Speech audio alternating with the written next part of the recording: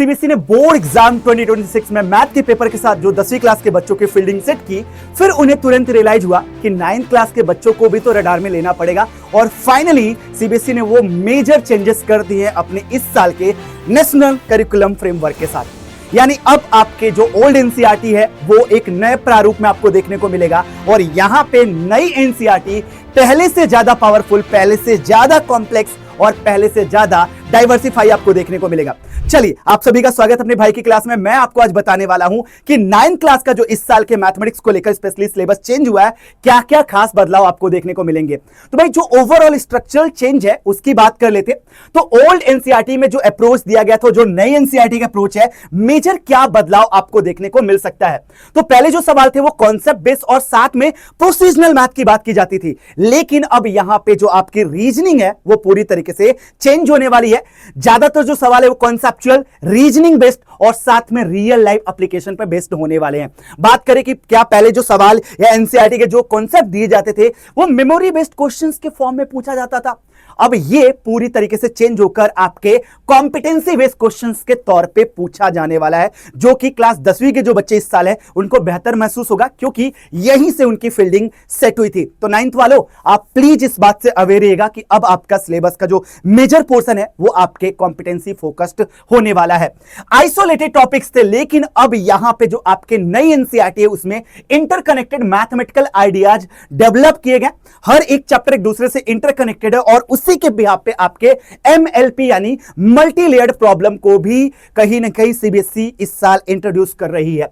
Exam focus पहले approach हुआ करता था, जो कि अब आपके एक्सप्लेनेशन और जो आपका मल्टी लेयर्ड सॉल्यूशन है उस पे बेस्ड होने वाला है। तो ये मेजर आपके स्ट्रक्चरल चेंजेस देखने को मिल रहे हैं। अब चलिए मैं आपको ले चलता हूं सीबीएसई के उस ऑफिशियल नोटिफिकेशन पे। तो एक सीबीएसई ने एडवाइजरी रिलीज किया जहां पे क्लियर कट बोला गया है कि भाई जो आपकी एनसीईआरटी की पुरानी बुक थी क्लास 1 से लेकर क्लास 8 तक, तो देखो ऑलरेडी चेंज हो चुका है।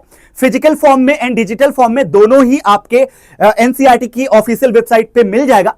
जब बात करें क्लास 9 को लेकर, तो भाई सीबीएसई ने बहुत क्लियर कट बोल दिया है कि जो नई किताबें हैं वो अभी ऑन प्रोसेस है डेवलपमेंट में, और ये एकेडमिक ईयर 2026-2027 के या इसके आगे के लिए लागू हो रही है। यानी इस साल जो 9वीं क्लास के बच्चे आए हैं उनके लिए ये रूल लागू होगा और आपकी नई एनसीईआरटी की बुक्स बनने वाली है।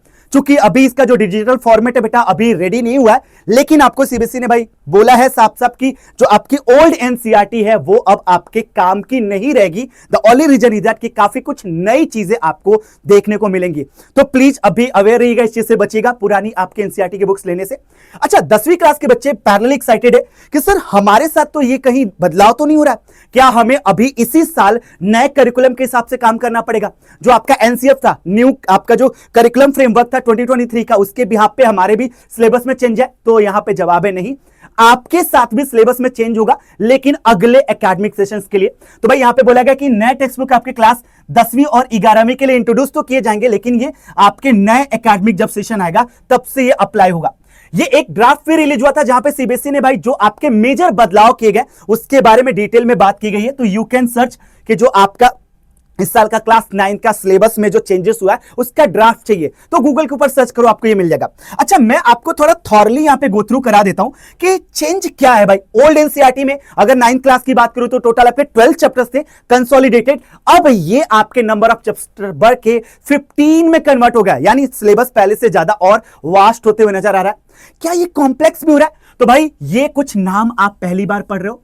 Arithmetic progression, geometric progression, probability, जो कि बहुत पहले कभी हुआ करता था, पर ये थोड़े से एडवांसमेंट के फॉर्म में वापस से आपके सिलेबस के अंदर इंक्लूड कर दिया गया है।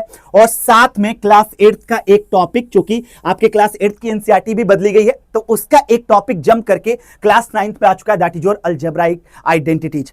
थोड़ा सा थॉरली गो थ्रू करें भाई, थोड़ा इसके डेप्थ में चलते हैं। तो क्या मेजर बदलाव है देख सकते हैं भाई सिलेबस का ओवरव्यू। तो आपका पहले अगर मैं यूनिट की बात करूं यहां पे, तो भाई कोऑर्डिनेट ज्योमेट्री में आप केवल पॉइंट उसके लोकेशंस की बात करते थे, तो ये कुछ नए टॉपिक्स ऐड किए गए। डिस्टेंस फार्मूला आपकी बातचीत की जाएगी, मिड पॉइंट बिटवीन टू आपके पॉइंट्स की बातचीत की जाएगी। 10वीं का आपका कोऑर्डिनेट ज्योमेट्री का मेन टॉपिक है। चलिए जी, पॉलिनोमियल को अगेन एक्सटेंड करके 2 हिस्से में बांट दिया गया। पॉलिनोमियल का पहला जो हिस्सा है वो है आपका अलजेब्राइक एक्सप्रेशन, जो कि क्लास 8th का कभी टॉपिक हुआ करता था, अब वो जंप करके 9th में आ चुका है। और इसका जो दूसरा हिस्सा है उसमें कुछ नई चीजें यहां पे इंट्रोड्यूस की गई है, जैसे कि आप लीनियर पैटर्न्स की बात करने वाले हो, मॉडलिंग ऑफ लीनियर ग्रोथ की बात करने वाले हो, साथ में आपका जो लाइन का स्लोप और वाई इंटरसेप्ट फॉर्म होता है y equal to ax plus B, जो कि अगेन क्लास 11th का टॉपिक है। This is from the class 11th itself, ये जंप होकर अब आपके क्लास 9th में आ चुका है। तो इतना मेजर चेंजेस, इतना मेजर शिफ्ट जो आपके सिलेबस में देखने को मिल रहा है, आप प्लीज कमेंट सेक्शन में जरूर से बताइएगा, क्या ये आपके फेवर में है, क्या ये आपको स्किल सेट के टर्म्स में कुछ नया डेवलपमेंट के फॉर्म में देकर जाएगा या नहीं। चलिए जी, थोड़ा सा और आगे बढ़ते, थर्ड चैप्टर की बात कर ले, जो कि आइडली आपका एनसीईआरटी का पहला चैप्टर था, नंबर सिस्टम पहला यूनिट। इसमें भी कुछ खास बदलाव देखने को मिला है, कुछ नई चीजें इंट्रोड्यूस की गई, जो कि आपके क्लास 10 के पहले चैप्टर रियल नंबर का कुछ हिस्सा है। यहां पे प्रूफ ऑफ इरेशनैलिटी को भाई पहली बार इंट्रोड्यूस किया जा रहा है, यानी क्लास 10 के काफी सारे टॉपिक्स 9th क्लास में शिफ्ट कर दिए गए। अगर मैं फोर्थ चैप्टर की बात करूं, इंट्रोडक्शन टू यूक्लिड ज्योमेट्री, जहां पे एग्जाम और पोस्टुलेट की बात करते थे, तो एक नया कॉन्सेप्ट इंट्रोड्यूस हुआ है, constructing a square with the given side as a described in the, जो आपका बौद्धियना सुलभ सूत्रास था, उसकी बात कर रहे हैं। तो जब मैं सिलेबस को थॉरली ऑब्जर्व कर रहा था, तो मुझे ज्यादातर जो बात फील हुई है वो ये है कि इंडियन जो ऑथर्स हैं, इंडियन जो मैथमेटिशियंस हैं, उन्होंने जो डिस्कवरी की, उन्होंने जो फॉर्मूले दिए, उन्होंने जो कॉन्सेप्ट दिए, क्यों ना एज बीइंग अ इंडियन हम उसको प्रमोट करें, उसको और ज्यादा डेप्थ में डिस्कस करें, उसकी स्टडी करें और उसको एक्सटेंडेड फॉर्म में कहीं ना कहीं नए चीजों की खोज करें। तो भाई देखो, यहाँ पे इंडियन आपके जो मैथमेटिशियन है उनकी बात की गई है खासतौर पर। चलिए जी, लाइन्स और एंगल में कोई खास बदलाव नहीं है, लेकिन एक नया चैप्टर पूरी तरीके से यहां पे इंट्रोड्यूस किया गया, सीक्वेंस एंड प्रोग्रेशन। जब बात करते हैं सीक्वेंस को लेकर, तो यहां पे क्लास 10 का एक टॉपिक है अर्थमेटिक प्रोग्रेशन, जिसको इंट्रोड्यूस किया गया है, और साथ में क्लास 11 का one of the most demanding, जो कि जेई वाले बच्चों के लिए तो मोस्ट इंपॉर्टेंट है, that is your geometric progression. तो इन दो टॉपिक्स को नए तौर पे भाई इंट्रोड्यूस किया गया क्लास 9 के सिलेबस के अंदर। चलिए बात कर लेते हैं ट्रायंगल के अंदर। तो ट्रायंगल के अंदर कुछ खास बदलाव नजर नहीं आ रहा है, लेकिन एक नया chapter mensuration area and perimeter, अगर इस बात को थोड़ा सा एक्सटेंडेड देखा जाए तो देखो यार, 10th का कुछ टॉपिक ऐड हुआ है, जैसे कि मैं अगर बात करूं perimeter of circle by using the pi and इस इरेशनैलिटी, लेंथ ऑफ आर्क की बात किया जा रहा है। तो ये क्लास 10 का कुछ नया आपका जो पोर्शन है बेटा, वो 9th में इंट्रोड्यूस कर दिया गया। बात कर लेते हैं कि और कुछ नई चीजें यहां पे अगर आप देख सकते हो, तो भाई मैथमेटिशियन जो इंडियंस थे, उनके भी यहाँ पे उन्होंने जो डिस्कवरी की है, जो उन्होंने नए नए फॉर्मूले दिए, उसको यहां पे इंट्रोड्यूस किया गया इस चैप्टर के अंदर।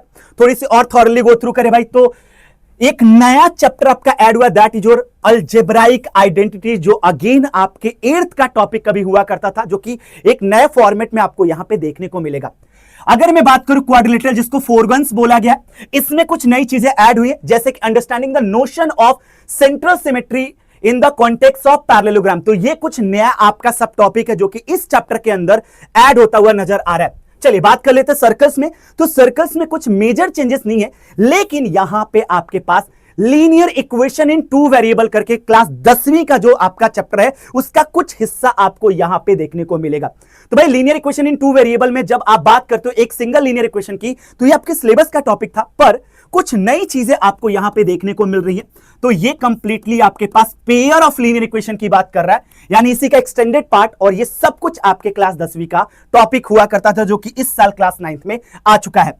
13 चैप्टर की बात करूं, मेंसुरेशन यानी सरफेस एरिया एंड वॉल्यूम की कोई भी मेजर चेंजेस देखने को नहीं मिल रहे। स्टैटिस्टिक्स की बात करूं, graphical representation of data, bar graph, histogram अभी भी है। साथ में मेजर ऑफ सेंट्रल टेंडेंसी की बात कर रहे हैं आपके अनग्रुप डेटा को, तो इसमें कुछ खास बदलाव नहीं है, लेकिन एक नया टॉपिक जो कि आपके कभी सिलेबस का पार्ट हुआ करता था, प्रोबेबिलिटी, उसको भी वापस से इंक्लूड कर दिया गया। तो यहां पे टोटल नंबर ऑफ चैप्टर्स, आप जो पहले कभी 12 चैप्टर्स देखा करते थे, अब ये एक्सटेंड होकर टोटल 15 चैप्टर्स में कन्वर्ट हो चुका है। आई होप कि बात आपको बेसिक तरीके से समझ में आ चुकी होगी।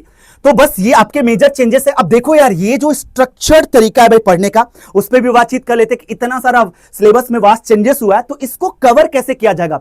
तो देखो YouTube के ऊपर नो डाउट आपकी क्लासेस चल रही है, पर इसके लिए रिग्रेस आपकी अगर तैयारी करनी है भाई तो आप आरएम बैच के साथ गो थ्रू कर सकते हो। इस बैच के अंदर आपके जो एनसीईआरटी का अपडेटेड सिलेबस है उसको लेकर भाई पढ़ाई होगी, जहां पे हम आपकी सारी की सारी लाइव क्लासेस लेने वाले, आपके डाउट्स को कैटर करने वाले, साथ में आपके डिजिटल क्लास की नोट्स भी मिलने वाली है। बैच के प्राइस की बात करूं दैट इज ओनली 2499, और इस बैच में एनरोल करते वक्त अगर आपको लगता है कि प्राइसिंग में कुछ दिक्कत आ रही है, you can use my code AKR Live। इस कोड को यूज करते ही इस पे जो बेस्ट ऑफर है वो आप इस कोड के जरिए अवेल कर सकते हो।